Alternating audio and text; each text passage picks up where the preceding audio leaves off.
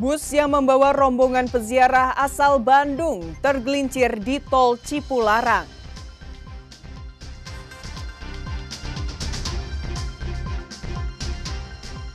Kota Bandung minim fasilitas publik ramah anak dan disabilitas.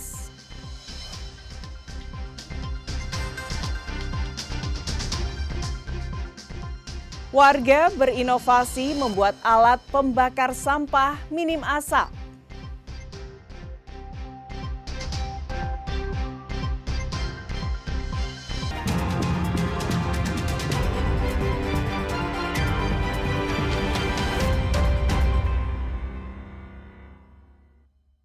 Selamat pagi saudara, selain ketiga informasi utama tadi, kami masih memiliki informasi menarik lainnya. Saya Fida Latas akan menemani Anda dengan berita independen, terpercaya. Kita simak Kompas Jabar selengkapnya.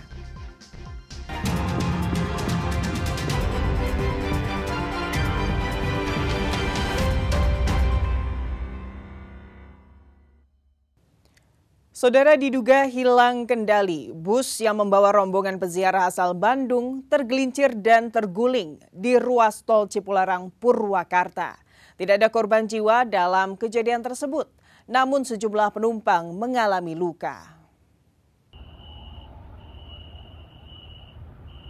Bus pariwisata dengan plat nomor D7594AT, rombongan peziarah jamaah Masjid Bani Hussein asal Bandung ini terguling di ruas tol Cipularang arah Jakarta Senin dini hari. Bus yang membawa 35 penumpang ini mengalami kecelakaan di ruas tol Cipularang kilometer 7600 wilayah Sadang, Purwakarta. Petugas kepolisian dan rescue serta medis tol Cipularang langsung membantu korban yang mengalami luka-luka untuk dievakuasi ke ambulans dan segera dibawa ke rumah sakit guna mendapat pertolongan. Hasil olah TKP sementara, polisi PJR Tol Cipularang menyebut bus pariwisata PO Savana yang membawa peziarah melaju dari arah Bandung menuju arah Jakarta dengan kecepatan maksimal. Setiba di lokasi kejadian, sopir diduga kaget dan hilang kendali ketika ada kendaraan truk di depannya pindah jalur. Sopir bus banting setir hingga menyebabkan oleng ke bahu jalan dan menabrak guardrail pembatas jalan sebelum akhirnya berputar hingga terguling. Laka tunggal ini tadi itu disebabkan dikarenakan ada dump truck yang tadi dump truck yang ada di bahu sebelah kiri, dia akan mendahului kendaraan lainnya di depan. Nah, mobil bis ini yang dari arah Bandung yang akan menuju ke kota Banten, rencananya mau ziarah religi. Kecepatan kurang lebih sekitar 60 sampai 70 km per jam. Kaget, dia banting setir, akhirnya menabrak pembatas jalan yang ada di tengah itu. Setelah menabrak, mobilnya berputar 80 derajat mengarah ke selatan. Jadi kepala di selatan, buntutnya ada di arah ke barat. Tidak ada korban jiwa dalam insiden ini. Sejumlah penumpang mengalami luka ringan dan sedang. Korban luka semuanya telah dibawa ke Rumah Sakit Abdul Rojak Purwakarta. Kecelakaan ini menyebabkan kemacetan panjang di ruas tol Cipularang arah Jakarta. Henry Irawan, Kompas TV, Purwakarta, Jawa Barat. Saudara, sebuah truk engkel bermuatan ikan lele mengalami kecelakaan tunggal terbalik di tol Jakarta Cikampek kilometer 54. Akibat kecelakaan ini, muatan ikan lele tersebut berserakan di jalan tol. Akibat kecelakaan tersebut, arus tol Jakarta Cikampek dari arah Cikampek menuju Jakarta mengalami kemacetan panjang.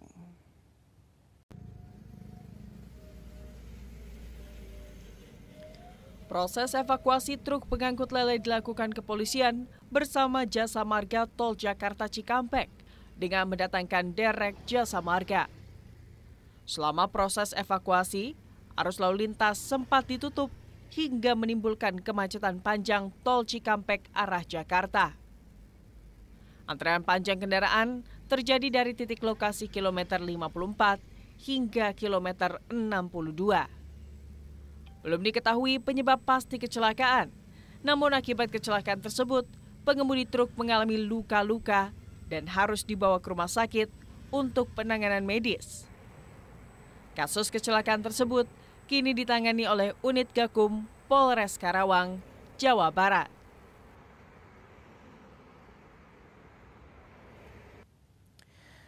Saudara, truk ekspedisi dari Kabupaten Bekasi menuju Surabaya terbakar hebat di kilometer 221 Tol Kanci Pejangan, Kabupaten Cirebon, Jawa Barat. Api membakar seluruh bagian truk hingga melumat seluruh isi yang berupa paket para pembeli. Sejumlah unit damkar diperbantukan memadamkan kobaran api. Arus lalu lintas libur panjang dari arah Jakarta menuju Jawa Tengah sempat tersendat.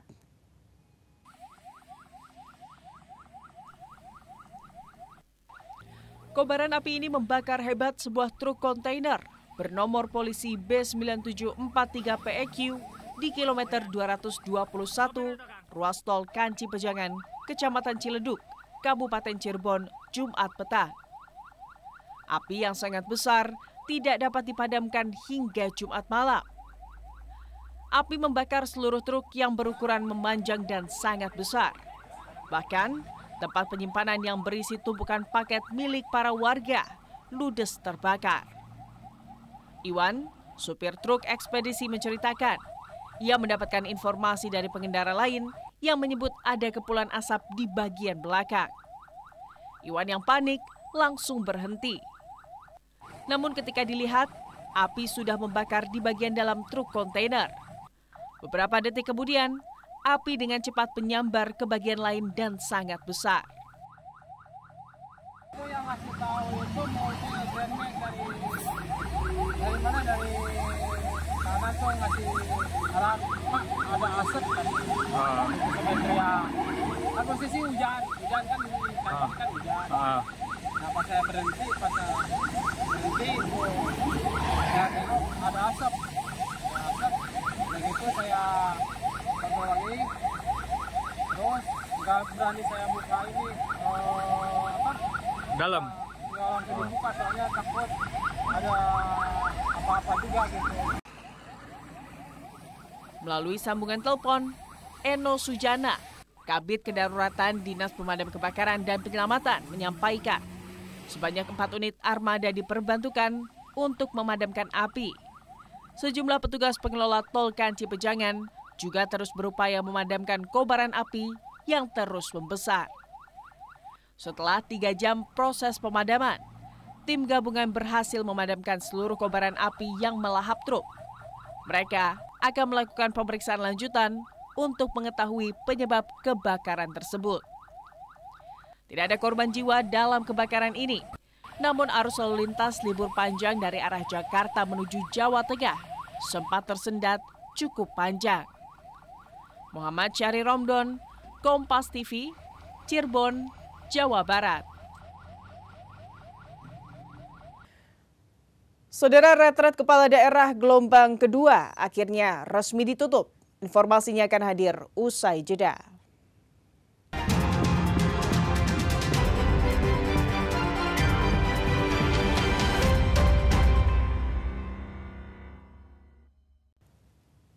Presiden Prabowo Subianto meresmikan industri baterai kendaraan listrik terintegrasi terbesar di Asia pada Minggu siang kemarin. Proyek strategis nasional ini memiliki nilai investasi mencapai 5,9 miliar dolar Amerika atau setara dengan 95 triliun rupiah.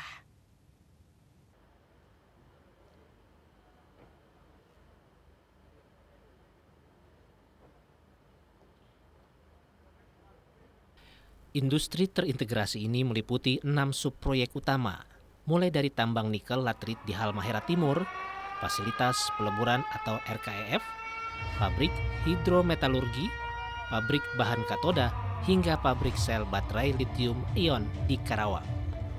Selain itu juga dibangun fasilitas daur ulang baterai dengan kapasitas 20.000 ton per tahun yang dirancang beroperasi penuh pada 2031. Selain menguatkan industri nasional, proyek ini juga mengusung komitmen terhadap lingkungan. Melalui pembangunan sistem daur ulang baterai, Indonesia didorong untuk menjadi pemimpin praktek industri yang berkelanjutan. Kedepan, Indonesia pun sebagai penentu harga atau price setter komoditas strategis seperti nikel dan logam baterai. Melalui ekspansi produksi dan kemitraan global, Indonesia diharapkan menguatkan perannya di pasar dunia. Keseriusan para pimpinan kita dan kerjasama kita dengan mitra kita, dengan sahabat kita. Kita bermitra dengan kawan-kawan kita, saudara-saudara kita dari Tiongkok. Kita bisa bekerja sama dengan program yang menurut saya ini termasuk bisa dikatakan kolosal, bisa dikatakan terobosan luar biasa. Dari sini kita bisa menghasilkan energi terbarukan. Dengan industri terintegrasi dari hulu ke hilir, Indonesia resmi memasuki era baru energi berkelanjutan dan siap menjadi pemain utama dalam industri kendaraan listrik global. Adi Wahadi, Arif Rahman, Kompas TV, Karawang, Jawa Barat.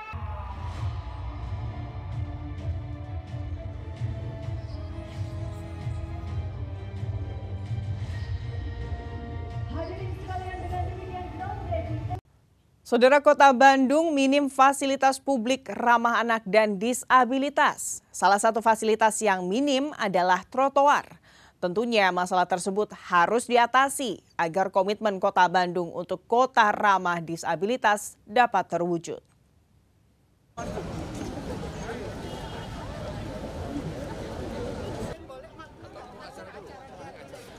Wali Kota Bandung Muhammad Farhan mengaku bahwa Kota Bandung belum ramah untuk disabilitas. Banyak fasilitas publik yang harus diperbaiki untuk mendukung teman-teman disabilitas dalam beraktivitas di ruang publik. Farhan juga mengatakan tantangan utama dalam mewujudkan kota inklusif terletak pada penyediaan sarana dan prasarana. Salah satu langkah awal adalah membangun trotoar ramah disabilitas sepanjang 800 meter di Jalan Sumatera, Jalan Belitung, Jalan Aceh, dan Jalan Kalimantan di Kota Bandung. Selain itu, pemerintah Kota Bandung juga berkomitmen menciptakan kota yang ramah untuk anak-anak, terutama untuk anak-anak penyandang disabilitas. Pemerintah Kota Bandung menandatangani sebuah Memorandum of Understanding bersama dengan Save the Children, di mana para pihak di sini berkesepakatan untuk memulai sebuah roadmap agar Bandung menjadi kota ramah anak dan inklusif. Nah, memang sekarang ini masih menjadi tantangan untuk kita untuk paling tidak menyediakan sarana dan prasarana bagi masyarakat, khususnya anak-anak dengan disabilitas untuk mendapatkan sarana dan prasarana yang baik. Sementara itu, CEO Save the Children Indonesia, Desi Kurwiani Ukar, mendukung penuh komitmen Wali Kota Bandung untuk mewujudkan kota inklusif dan kota ramah anak-anak dan disabilitas. Kesadaran masyarakat pun harus ditingkatkan akan pentingnya inklusi, empati, dan ruang yang aman bagi anak-anak. Di bidang ini memastikan bahwa dari kami misalnya program-program yang digulirkan itu tentunya mendengarkan suara anak, itu satu. Kedua, bagaimana komunitas, masyarakat, dan keluarga itu bisa berjalan beriringan, memastikan bahwa mereka mempunyai pemahaman yang cukup bagaimana kita bisa men-treat anak, melindungi anak, memperlakukan anak sebagaimana anak harus diperlakukan. Melalui pendekatan yang mengutamakan empati, partisipasi, dan saling mendengar, Bandung menunjukkan bahwa menjadi kota ramah anak dan disabilitas dimulai dari cara warganya memperlakukan satu sama lainnya dengan baik. Tim Liputan, Kompas TV, Bandung, Jawa Barat. Luar biasa. Terima kasih banyak Bapak atas sambutan. Penyelenggaraan retret kepala daerah gelombang kedua akhirnya resmi ditutup pada hari Kamis 26 Juni 2025. Peserta retret kepala daerah gelombang kedua mengaku kecewa lantaran retret kali ini tak dihadiri Presiden Prabowo Subianto.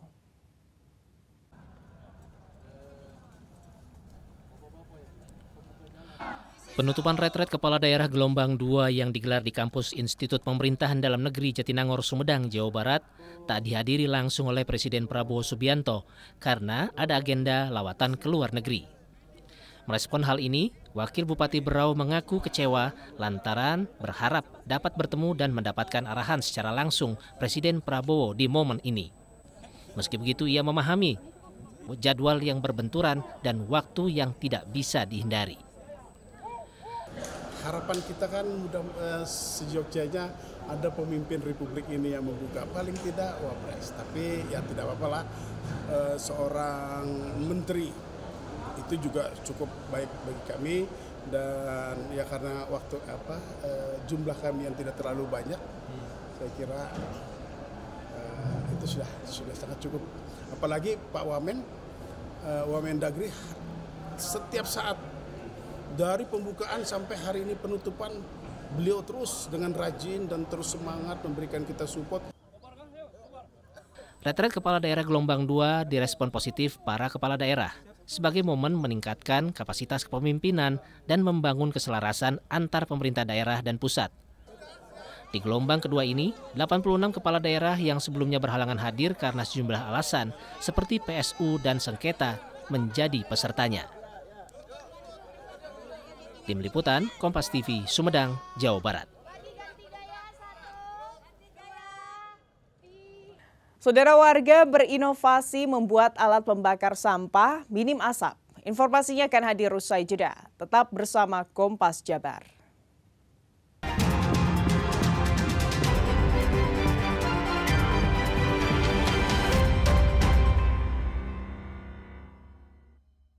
Saudara, seorang warga desa Kayu Ambon, Kecamatan Lembang, Kabupaten Bandung Barat, berinovasi membuat alat pembakar sampah minim asap. Alat yang bekerja memanfaatkan tenaga listrik 200 watt ini mampu menghancurkan 20 kg sampah. Di tengah persoalan sampah yang menumpuk, Ade Sugiman, warga desa Kayu Ambon, Kecamatan Lembang, Kabupaten Bandung Barat, berhasil menciptakan insinerator portable atau alat pembakar sampah minim asap. Alat pembakar sampah minim asap ini dirancang dengan teknologi yang memperhatikan keamanan dan efisiensi. Dengan single chamber atau satu ruang pembakar sampah, proses pembakaran dilakukan secara efisien tanpa ruang tambahan.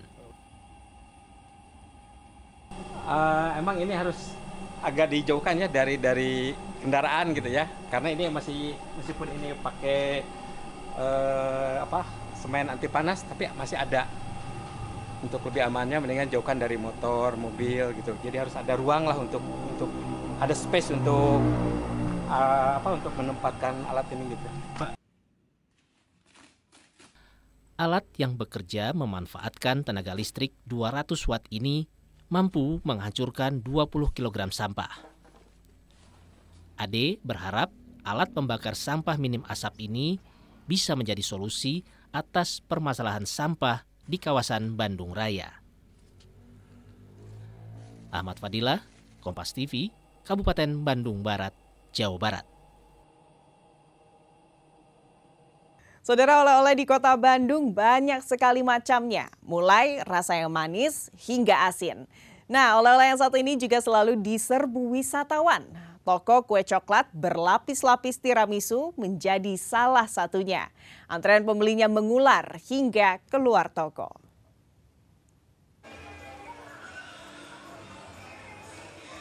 Momen libur panjang kemarin tampaknya benar-benar dimanfaatkan oleh wisatawan. Selain berjalan-jalan di kawasan Braga yang sedang bebas kendaraan, wisatawan juga tampaknya mencari oleh-oleh yang bisa dibawa pulang. Salah satunya adalah kue yang sedang viral di Jalan Braga ini. Pembelinya mengular hingga keluar toko. Ya, kue berlapis-lapis tiramisu ini menjadi buruan wisatawan. Lapisannya bermacam-macam, mulai dari bolu coklat, bolu susu, kemudian kopi espresso. Tidak ketinggalan krim susu serta coklat. Dan tak lupa di bagian paling atas ditabur milk crumble atau es krim.